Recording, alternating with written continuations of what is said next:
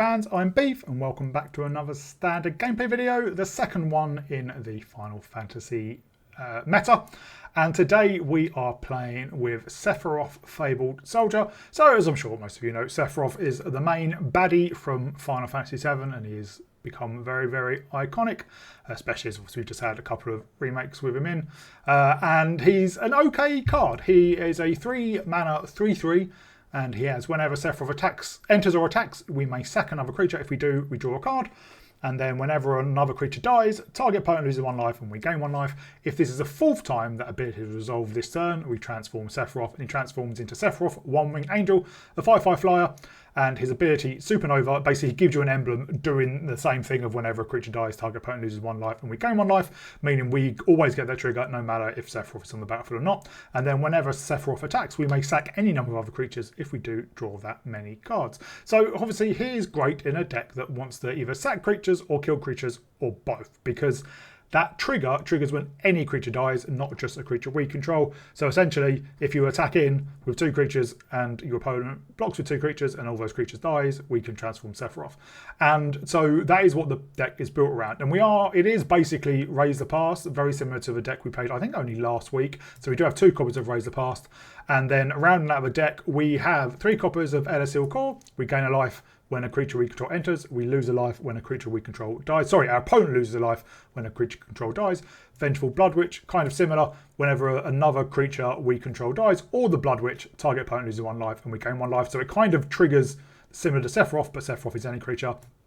Bartolome, we could basically a free sacrifice outlet, and when we do sack another creature artifact, we can put a counter on Bartolome. And then we have a lot of creatures that produce creatures when they die, like Crawling Chorus, Nesting Bot, and Infestation Sage.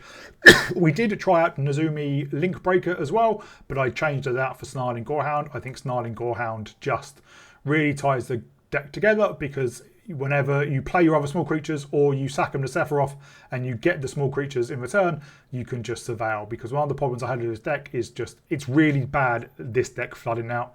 Some decks handle flooding better. If you've got a 6/6 on the battlefield, flooding is less of an issue than if you've got a couple of 1/1s. And even though for a large part of the deck we played with 22 lands, I'll get onto that a bit, we just flooded out too much. So I put in Snarl Gorehound so we can put lands into the graveyard. And because we are a Raise the Past deck, sometimes we don't mind pitching other creatures as well if we need to find our Sephiroth or any other of our main cards. And then next up we have removal, things like Annihilating Glare, which we have to either pay for or sack an artifact or creature. So again, it triggers Sephiroth. Destroy target creature or planeswalker. 1 copy of Blown Splinters. You will see Glass Casket in some of the matches, which is very similar. It's 1 white, we have to sack a creature, and then it exiles a creature or artifact opponent controls, and it has War 2. Problem with that is, while sacking a creature does trigger Sephiroth, because it exiles an opponent's creature, it doesn't trigger Sephiroth, whereas Bone Splinters does. We have to sack a creature to destroy target creature. So it can't handle artifacts, and we only have 1 because Annihilating Glare is better if we don't want to sack a creature, because sometimes you don't want to sack 1 creature if you can't sack 4 creatures, or kill 4 creatures. So sometimes we may just want to pay 5 for Annihilating Glare. And then round out the deck, 4 copies of Corrupted Conviction, sack a creature, draw 2 cards, Village Rite under a different name. So again, we can use this to chain, maybe sack a creature, trigger Sephiroth, chain into a couple more small creatures, sack them to Bartolome, sack them with Sephiroth from the attack. So yeah, so this is actually the 2nd time I've recorded this deck. I recorded it and I really wasn't happy with the deck. I have made some tweaks and it is better. One of the tweaks I've already discussed about, we've gone from 22 lands down to 21. Essentially, we need 3 lands for Sephiroth, and once we have 3 lands for Sephiroth, I think we're good to go, because you're going to draw the 4th land with the triggers from Sephiroth and Corrupted Conviction and, surveilling with Snarling Gorehound. But as I said, this deck was really, really badly affected by flooding out, so we have dropped the mana base to 21. The other change is I only had 1 Bartolome for a long time, and I realised that Bartolome is the best way to transform Sephiroth. I know it seems obvious, but because if you don't have a couple of Annihilating Glares or Bone Spirit or Corrupted Conviction, you're probably not going to kill 4 creatures, because your opponent's probably not going to block like you want them to, or not going to attack like you want them to. So being able to Raise the Past, get back a load of creatures, Bartolome away a couple of them, you know, maybe 3 of them, or maybe even 2 of them, because we've legend ruled an ASL Court on other Bartolome, and then we can attack with Sephiroth, sack something as part of his attack trigger, and then transform into a 5/5. So up the Bartolome count and reduced. Yeah, I think we tried 3 ways the pass at one point as well. So yeah, it is a lot better now. Some of the gameplay you will see will be from the previous versions, and it wasn't great. Some of the gameplay you will see is from the post version, and it's a lot better. Don't count on transforming Sephiroth too much. He is just quite powerful by himself, or he does die to a lot of things. But when you do, it is really powerful. It's something to be aware. So when Sephiroth transforms, it just says transform. It does not say exile and return to the battlefield transformed. That means he can attack the same turn he transforms. And because he has an attack trigger to sacrifice, you can attack, sack another creature, and if that's the 4th trigger, he will transform into Sephiroth and be tapped and attacking. Transform into One Angel. And if you play him with any kind of equipment or +1/+1 counters, he will keep those things on him. In fact, there is an equipment built specifically for him, which I did try, but I just couldn't get it to work. The Masamune is his sword, 3 to play, 2 to equip. And it says, as long as a equipped creature is attacking, it has first strike and must be blocked if able, meaning you're more likely to get those death triggers. And then it has, if a creature dying causes a triggered ability of his creature or an emblem we own to trigger, this ability triggers an additional time. So unfortunately, it has to be attached to a creature to get that. Otherwise, I think it'd be amazing. But we did try it, but it just didn't quite work. I do want to try it again at some point. So yeah, it will transform with those things still on. There are some cards in this set that do say exile and transform. I think specifically the ones that turn into enchantment creatures. Sorry, saga creatures. So just be aware, not all cards that transform work in the same way, especially in this set. So just something to heads up. So yeah, I think when the deck goes, it's pretty good. It is a Razor Pass deck and only has 1 new card. I like playing more new cards at the start of the season, but I wanted to give Sephiroth a go. But the next deck will have a few more new cards. So hope you will enjoy it. If you do, please remember to like and subscribe. Please remember to leave a comment down below. Let me know what you think about the change in music for this set. I'm not going to do it on every set.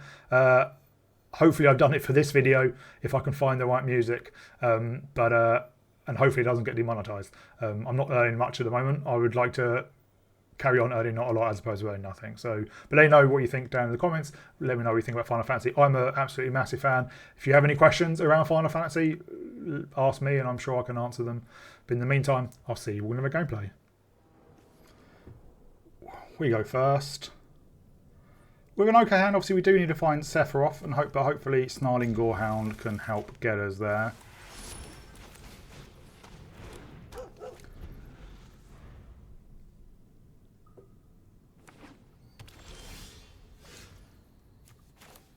I know in theory Bartolome is the best use of mana.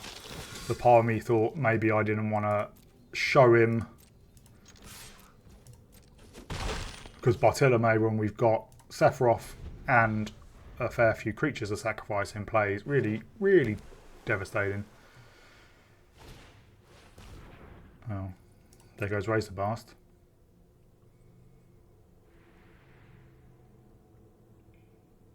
I assume.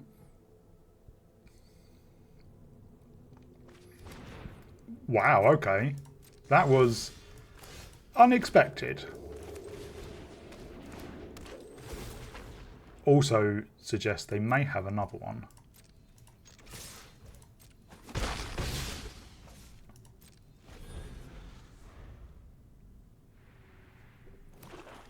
Or a Deep Cavern Bat, maybe. Oh, I don't know why they wouldn't have played Deep Cavern Bat on turn 2 instead of Duress. We'll probably Corrupt Conviction the Sage. And attack. Oh, so okay. That's why they took Annihilating Glare.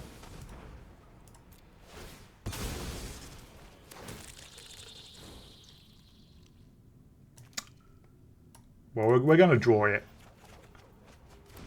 There's a second Bartolome.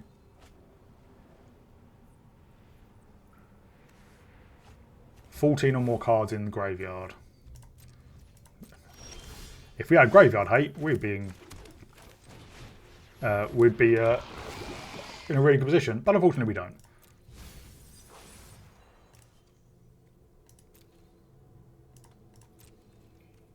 We're attacking with the Gorehound and the insect.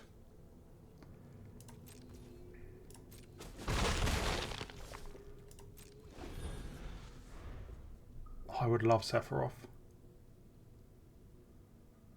If they attack, I will probably...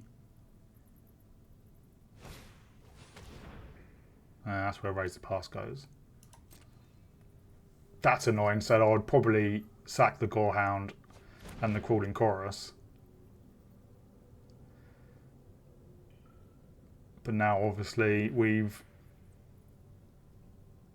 lost our right Raise the Pass.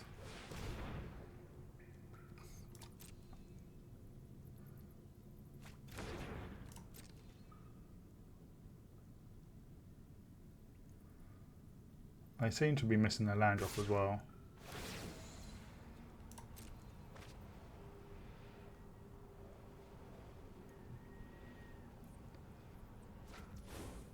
Kefka into the graveyard.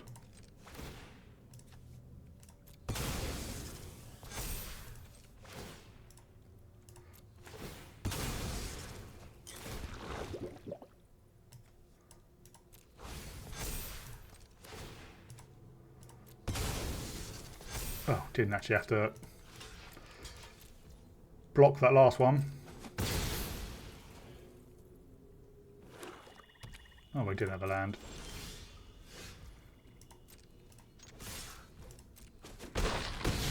They're down to 8. I imagine they have some removal.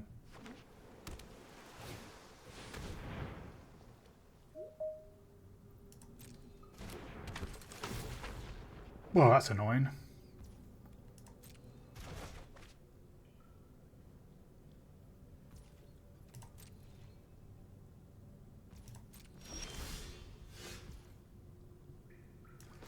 Well, there is Sephiroth.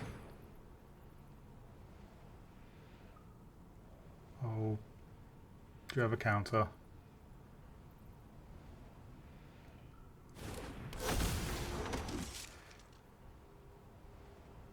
But you have removal, don't you?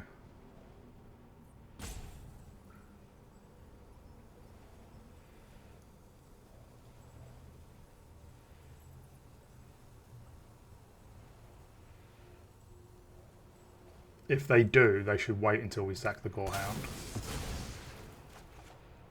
Well, there's a second Sephiroth.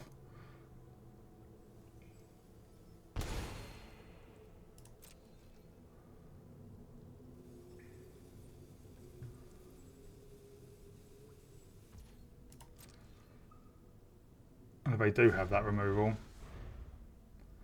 we can corrupt to Conviction.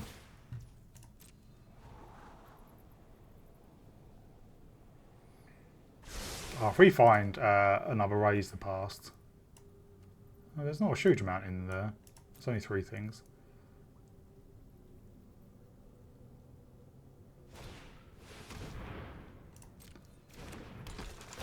Okay, this is getting irritating. I probably should have sacked that to corrupting Conviction.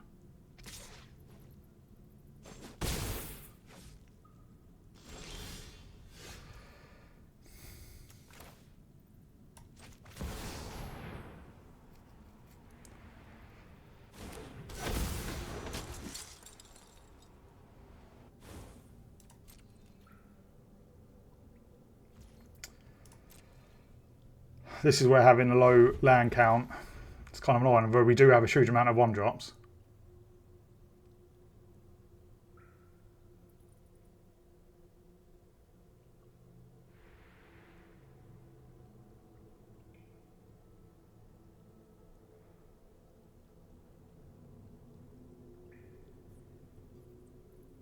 What do? 2 cards in hand.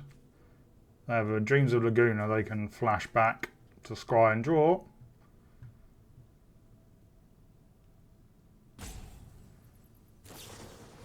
Which is what they do. At sorcery speed as well.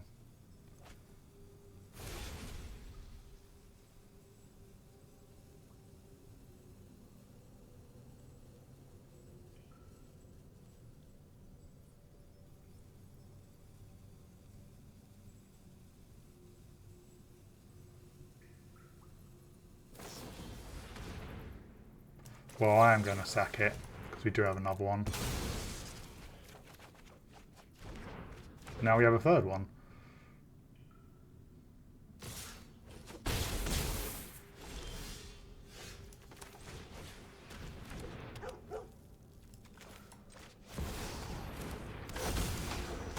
We will sack the Gorehound.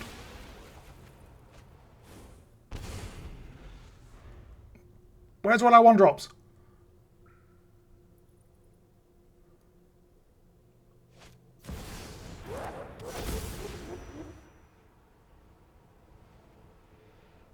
I think we discard the Bartolome.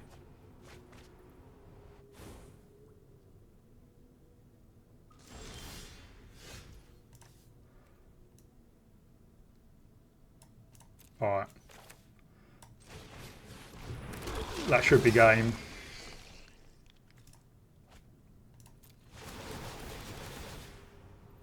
Essentially, Scry doesn't matter.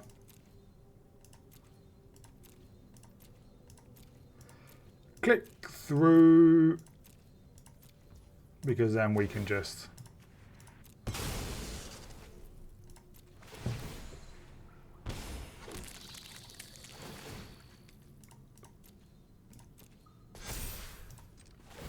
sacrifice.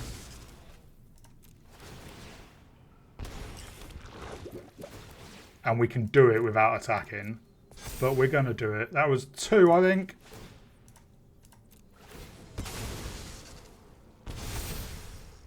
Unless they have... Oh no, we sacked 2, but we... Legend Ruling did count as obviously a creature dying. But yeah, we hit him for 5. But we could have sacked our other creatures to drain them with Sephiroth. Ooh, this isn't a keeper. This is better. I think we put back a Crawling Chorus. At least then we can get a Surveyor with Ellis Hill Core.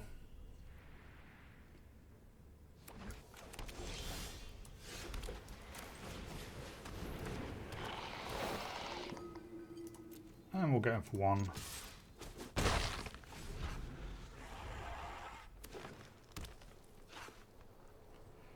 Sacrificing. So sacrificing the Gorehound to Sephiroth wouldn't have been my preferred play.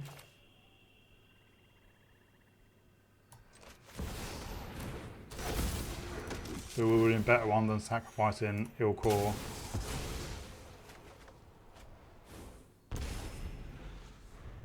But, you know, they definitely have more removal.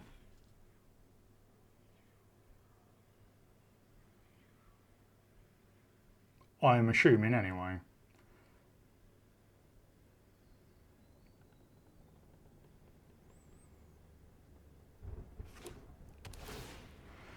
Let them fight it off straight away.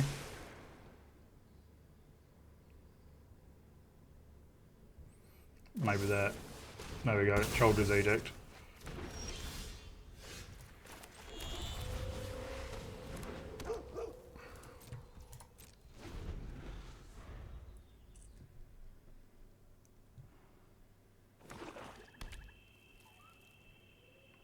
Go on, you know you want to.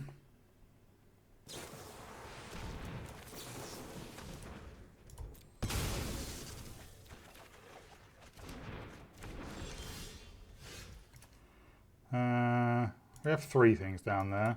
I think we play out because yeah, they're just on full removal,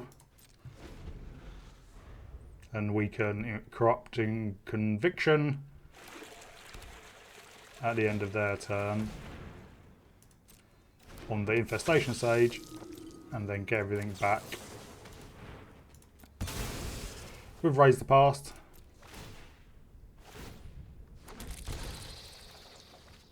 Oh, there's a second raise the past.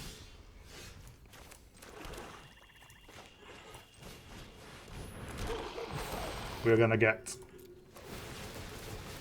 a lot of Gorehound triggers.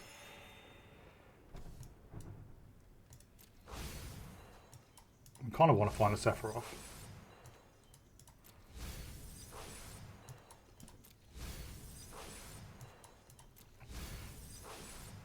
There is a Sephiroth.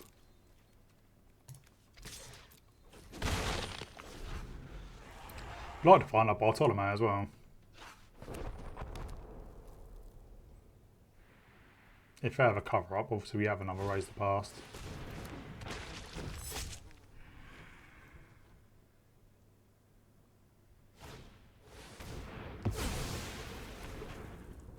That's fine. We drain them for 4. Well, drain them for 2, ping them for 4.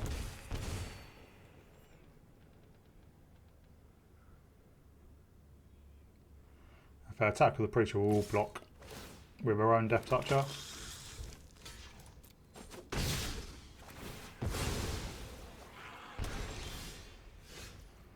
Well then, let's get out Sephiroth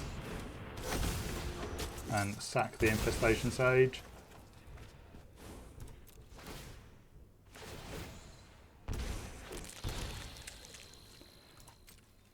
We will hold off with Annihilating Glare.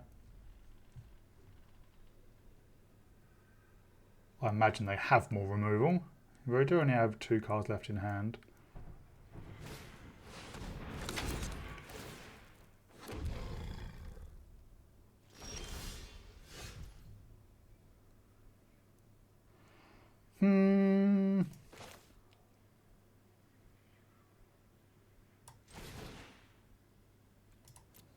We'll take out your big demon.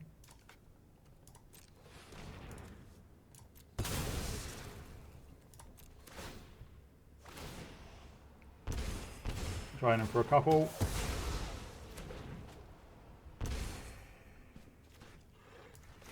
Let's Gorehound. And then let's Raise the Past. Get a huge number of triggers.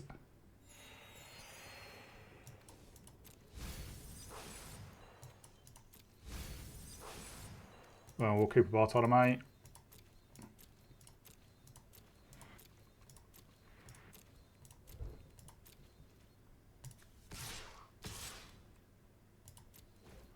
We'll attack in.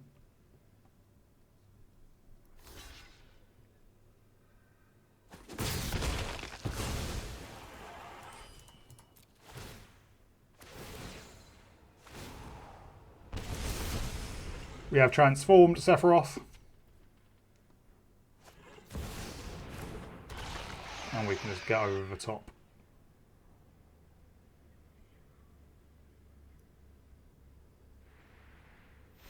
And yeah, our opponent sees the writing on the wall and scoops.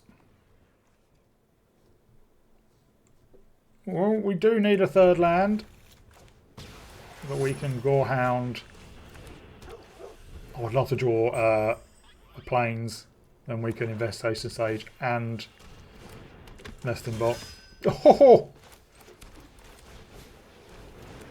Cecil's going to be quite tough, I think.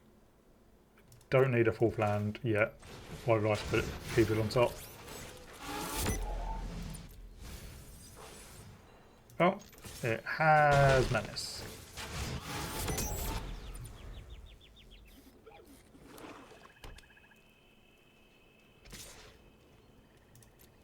We take 2, but so do they.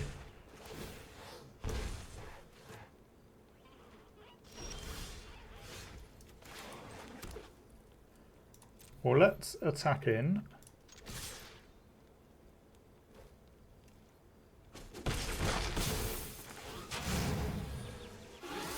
We will sack the Infestation Sage.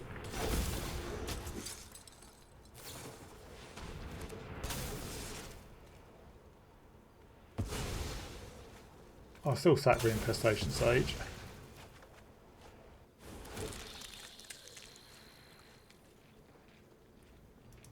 We'll keep another Gorehound.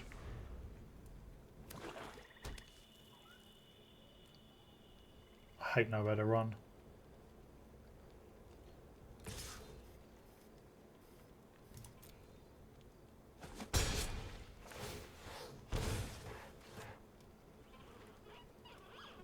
Do you have another one?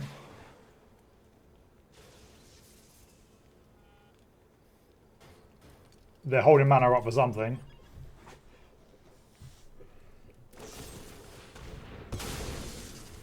Fair enough. Let us Gorehound. Don't need that. Let us attack in.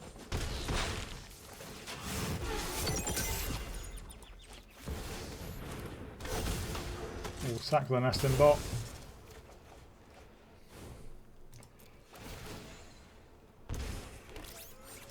Right, lands. Yeah, we'll keep that.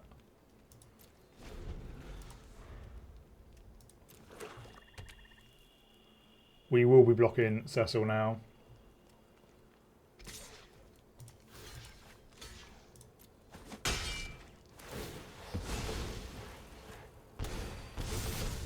Oh!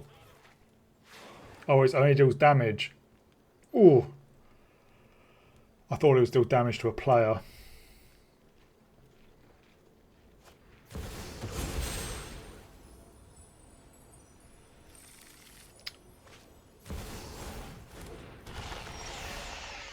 Well, rubbish.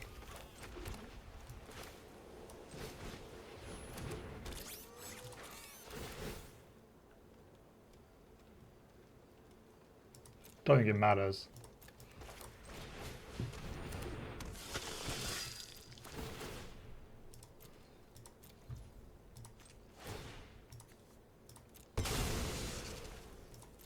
Because we can just get over the top with Sephiroth.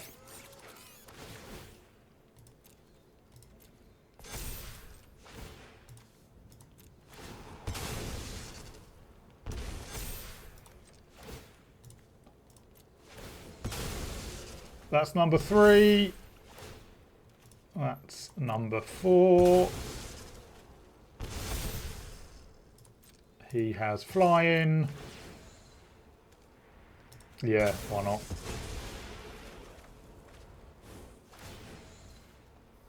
Yes, we lose 2 life. There we go. Because when Sephiroth transforms, he doesn't exile himself and transform. He just transforms. When he comes back as One-Winged Angel, he doesn't have summoning sickness. Not every transforming card in the set does it that way. Some do say exile in, then return transformed. So just be aware of that.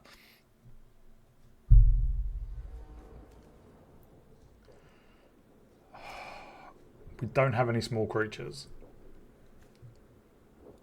But we have everything else.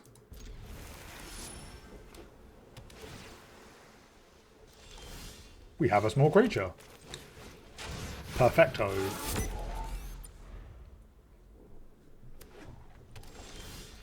We have another small creature.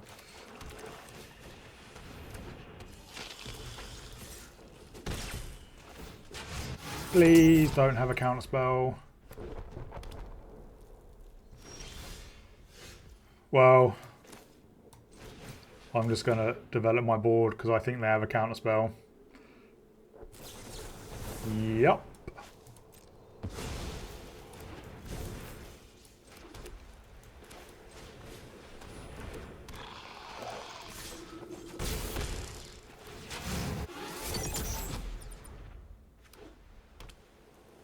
Day of Judgment. Well, they can tap us down. Well, let's swing in.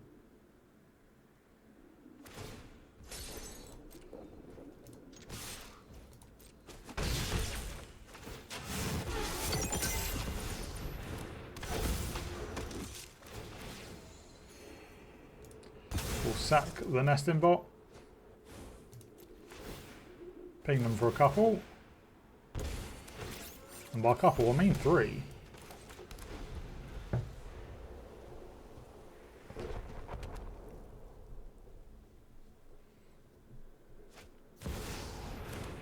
Ooh.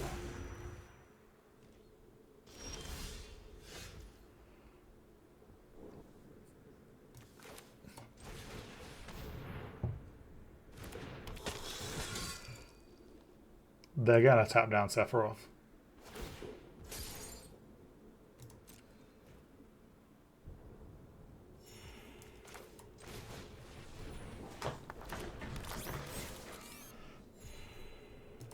but we will swing in.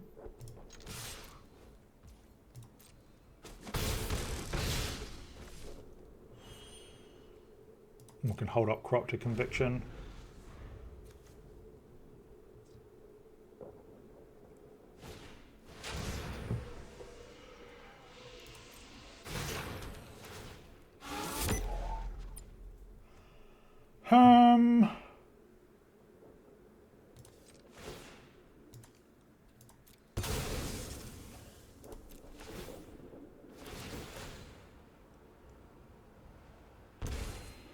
We will... Yeah, we sack our other 2 tokens, which will ping our opponent for 3 each time because of Sephiroth, LSL Core and Visual Blood Witch, and then we can Corrupted Conviction the Bartolome. We're on the draw.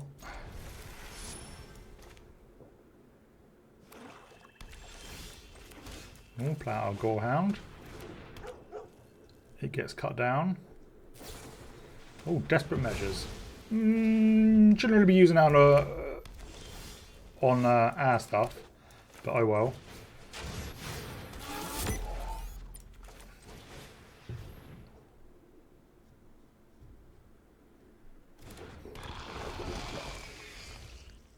I think we're up against a well, maybe not Mardu, but a mobilised deck, or maybe not. Well, this is far, far too much land.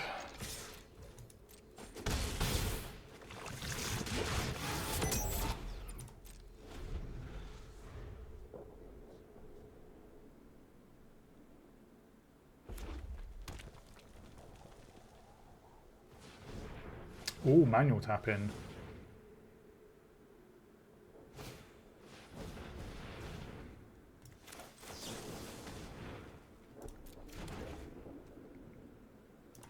I mean, they all leave that behind creatures.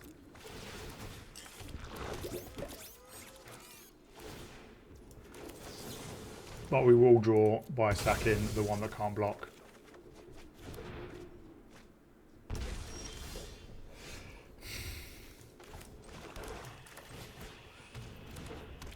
I'm starting to get very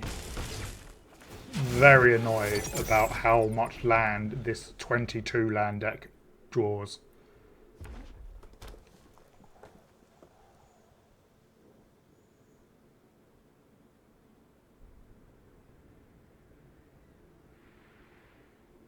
Like, I played 24 and 26 land decks that don't draw this much land.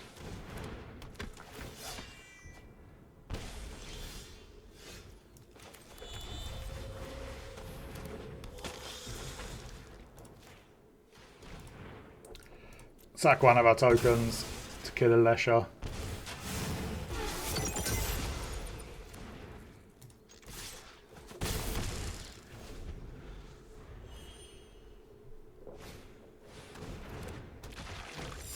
Great.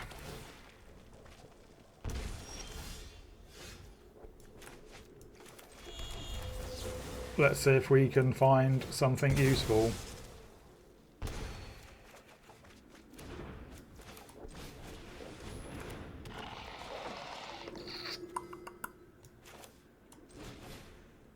We'll sack a creature.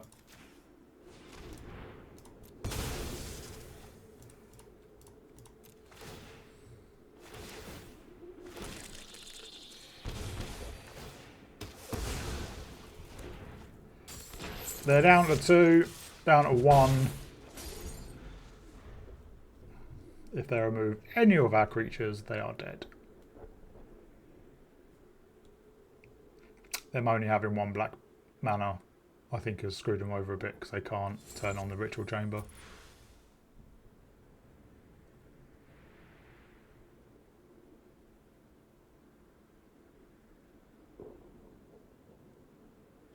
And yeah, our opponent scoops. We go first. Well, we've got a lot of small creatures. Hopefully we draw some bigger ones. And by bigger ones, I mean Sephiroth.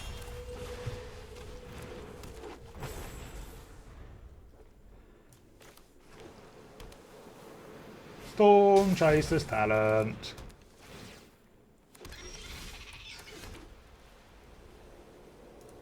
Well, let's see if they take the trade.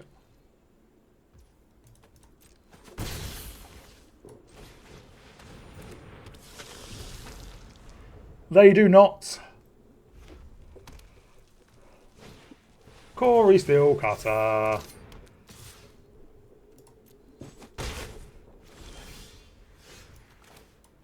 Well, let us play out a Crawling Chorus, play out our Nesting Box, and then we will hold up Corrupt Conviction for when we invariably chump something.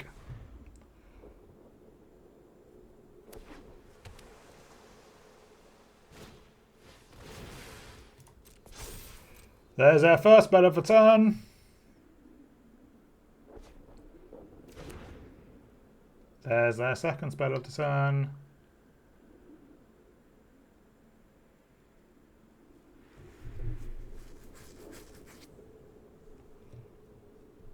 Or is there?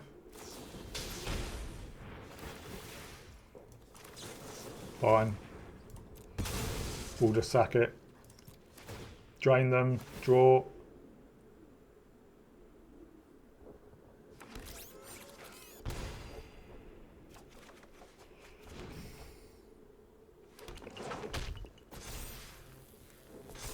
Find 2 more lands, which we really didn't want.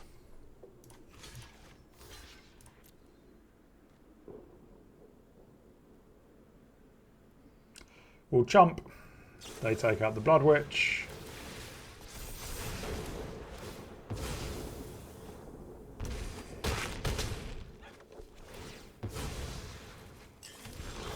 We draw our 3rd land in a row.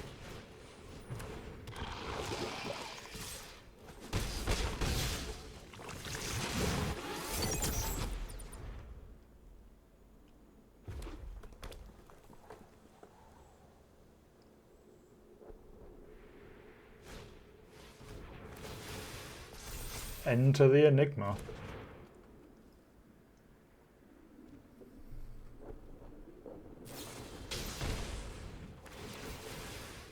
I do like their Into the Floodmoors.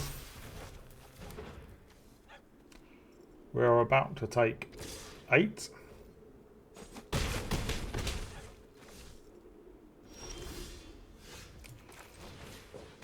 I think the Snarling Godhound's probably a little bit too late.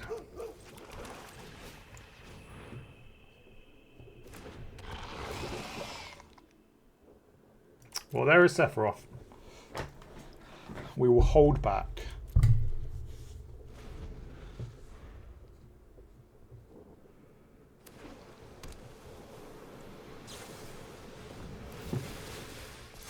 There is spell number 1. And there is spell number 2.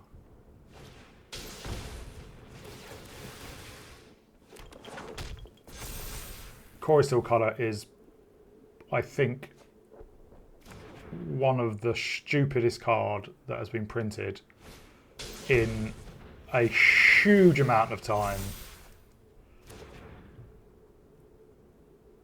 It just breaks Magic. And I know that sounds very over the top, but when you can cast non-creature spells, well, that says dead. When you can cast non-creature spells and gain, which then causes creatures to not only appear and then buff them, it takes away the decisions that are fundamental to Magic. Sorry, a bit of a rant there. Hello Magic fans, and welcome back to a very quick wrap up. So I do like the deck. I did like the Razor Pass deck when I played it last week, and obviously Sephiroth is a pretty good addition. He is hard to transform, so as I said in my deck text, I don't rely on it too much. And I think, like in the Razor Pass, Snarling Gorehound is basically the main card, because being able to just surveil through your deck, and as I said in that deck tech, once you've raised the past once with even just like one Snarling Gorehound and a couple of other creatures, you've got a good chance of finding what you need. And if that's another raise the past, and often like your opponent will just scoop before you have a chance to transform Sephiroth. So don't count on it too much. In obviously a removal heavy format, it's going to struggle as well. But if he does get going, the additional card draw, and sometimes you might have like Sephiroth and Elithil Court and Vengeful Bloodwitch out, and you drain your opponent for 3 every time one of your creatures dies, and that's just quite fun. And you end up like 30 to 35 life. So a really good deck. Really struggles with flooding out, as I said. Some decks deal with flooding out a lot better, but an army of 1/1s is not great when you're flooding out because you're just not going to be able to win, essentially. So be careful of that. That's why we're playing so few lands. But your mileage may vary. I may have just had a bad run of luck. A good run of bad luck, as the song says. But hope you all enjoy it. Hope you're all looking forward to the future Final Fantasy videos. Give a shout out to my Patreons, Mihal, Arcadius and Thomas. Thank you very much for supporting me. And keep a lookout for the next video coming tomorrow. And I'll see you all then.